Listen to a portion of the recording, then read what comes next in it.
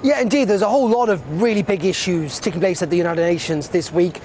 First of all, this is the annual gathering that takes place here in New York. It's a chance for world leaders effectively to come here, state their priorities, but also to meet one another effectively, because so many of them are in this city all at the one time. And this is a big moment for Liz Truss. And we say that, and we've been saying that really since she got elected. But what an extraordinary couple of weeks she has had. It is sometimes difficult to forget that she only became leader 2 weeks ago today, Prime Minister, 2 weeks ago today. Obviously, we had that 10 days of national mourning, politics somewhat put on hold, but now it is centre stage. And even though she's been Foreign Secretary, Patrick, actually for a number of years, this is a step up, isn't it? She's now the equivalent to these world leaders that she's meeting. She's already had a bilateral with Emmanuel Macron, the French president. She's just about to meet Ursula von der Leyen, the EU Commission president, meeting the Spanish Prime Minister tomorrow, and of course, notably, the US President Joe Biden. That meeting previously meant to be held in Downing Street at the weekend, now happening tomorrow. And yes, Ukraine is dominant in terms of a couple of things. First of all, the actual situation on the ground, and we know the UK overnight, as she was in the air, committed more resources to Ukraine. That sense of consistency from Boris Johnson's administration, whether it comes to weapons or indeed to humanitarian aid. But there are bigger other questions about energy security.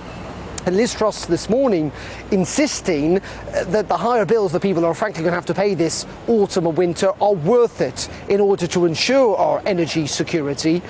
In addition to that, there is still concerns, of course, about food security. We know that Ukraine and Russia were two of the big bread baskets of the world, if you like.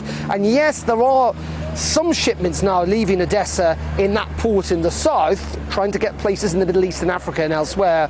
But there still is a lot of problems there, and it is trying to even out and make sure that we're not going to see large parts of particularly sub-Saharan Africa descend into famine again, or indeed food shortages. But in saying that, as much as Liz Truss wants to focus on these big global issues, and she may well touch on Brexit as well, and of course the Northern Ireland Protocol with those European leaders, she can't get away from lots of questions these couple of days about what's going to happen back home, about whether the government is doing enough on the cost of living crisis. She will argue it is. Whether lifting the cap on bankers' bonuses is a good idea. She argues it might be unpopular, but it's necessary to spur growth.